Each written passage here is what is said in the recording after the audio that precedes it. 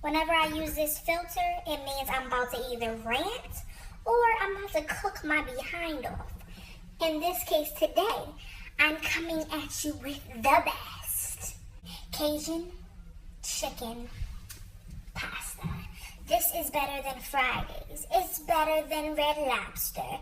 It's better than any restaurant you can name that thinks they got a little Cajun-y going on. This right here, my hair's up in a bun. I got on my raggedy shirt. I got my glasses on. That means you know I'm about to do work. I'm not about to play, okay? This is not just going to be like, it's okay. No. So first we're going to be using chicken breast tenderloin. Container of chicken broth. It's 32 ounces and it was $1.19. This was heavy whipping cream. It's 1 pint of heavy whipping cream from Aldi's. All of these things are from Aldi's. The heavy whipping cream was $1.79.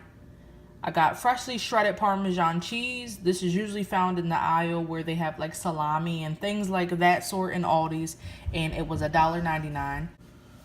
I got some penne or panini, whatever you call it, whatever you prefer. I don't care. That's what I got. This was the oh Lord. Okay, the penne or panini, whatever, was 79 cents, and it is 1 pound. I also got a stick of butter. You will not use the whole stick. You can get margarine, you can get butter, get whatever you cook with, whatever you want. I made my own homemade Cajun seasoning video. If you would like to know how to make that, look in another video that I have. I'll try to link the description below and on how to make your own homemade Cajun seasoning. You can also get store-bought homemade Cajun seasoning, but I like to know what's in my stuff. This looks a little raggedy. Don't be judging because it was in my cabinet. It's all right. You'll use one.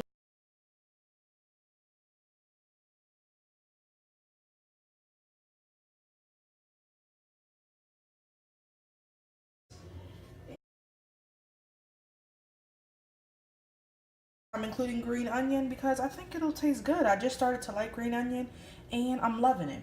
You can go ahead and chop up your veggies on this plate. So you're going to chop up your green onion, your regular onion, and your pepper. Okay. So you want to clean your chicken thoroughly and you also want to chop it up like so. After you do that, you are going to season your chicken. Your vegetables should also be chopped up nicely as well. Like, I was too lazy to cut these type of pieces, but I'll probably just pick them out. So you're going to season your chicken very heavily. So this is a tablespoon. This is a tablespoon. I am going to take probably at least 2 tablespoons to coat this chicken.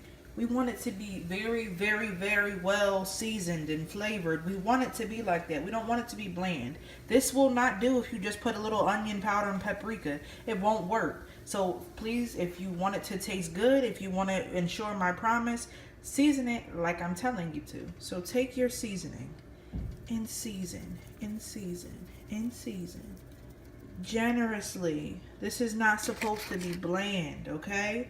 It won't just get it if you just put 1 or 2 seasonings on it. You have to put a lot of seasoning. Also, I cannot ensure, this is probably 3 tablespoons now. I cannot ensure your food will be good if you use the store-bought Cajun. It might be, but I can't ensure it because I never did it. I make my own Cajun seasoning, which is very, very, very easy. It's seasoning that mostly everyone has in their cabinet. So now I'm going to massage this in and make sure all the pieces are well coated with the seasoning. You want your chicken to look like this.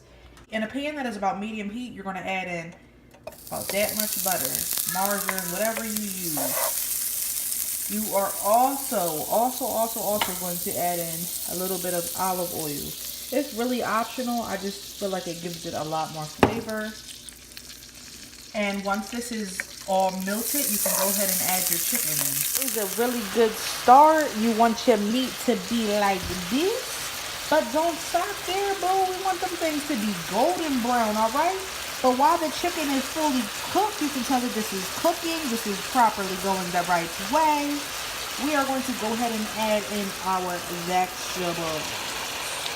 So once your chicken has this type of color to it, I don't know if you can see,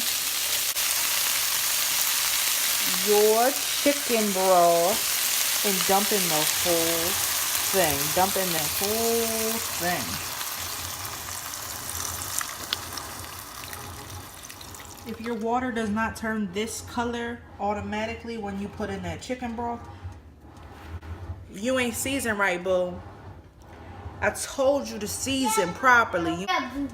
So once your chicken broth is covering your chicken, go ahead and add in your penne. That was loud. Add in your penne noodles and give it a stir. So as you can see, you kind of want your juice to go on top of the noodles. Then you want to cover this.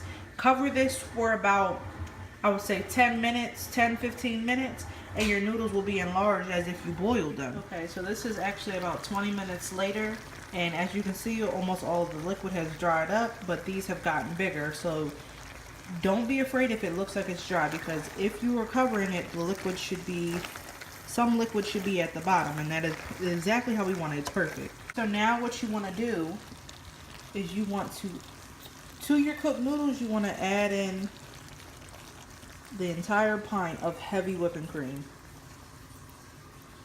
Give it a stir and wait for this to come to a slight boil. So this is the pasta with the heavy whipping cream in it. Like I said, you want to bring this to a slight boil, and then you're going to add in your Parmesan cheese. I also along the way have been adding in more Cajun seasoning. You can only do this if you think it's necessary.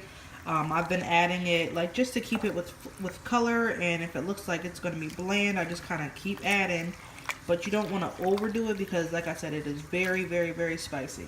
So once you have a slight boil going like so, you're going to add in your freshly shredded Parmesan cheese. You're going to add half, give it a stir, and then add the other half.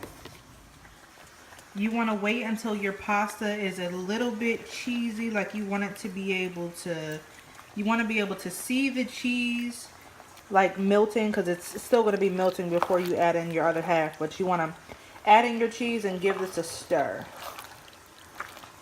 After you added in half of your cheese, you're going to add in the other half.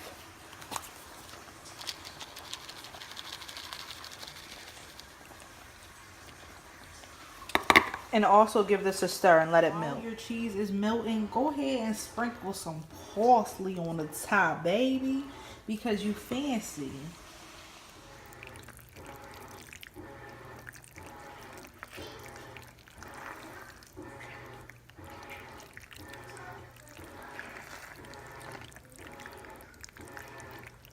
Thank you for this pasta. Thank you for this cheese. Thank you for this Cajun. When they asking for seconds, they better say please. Thank you, Jesus. Thank you, Lord.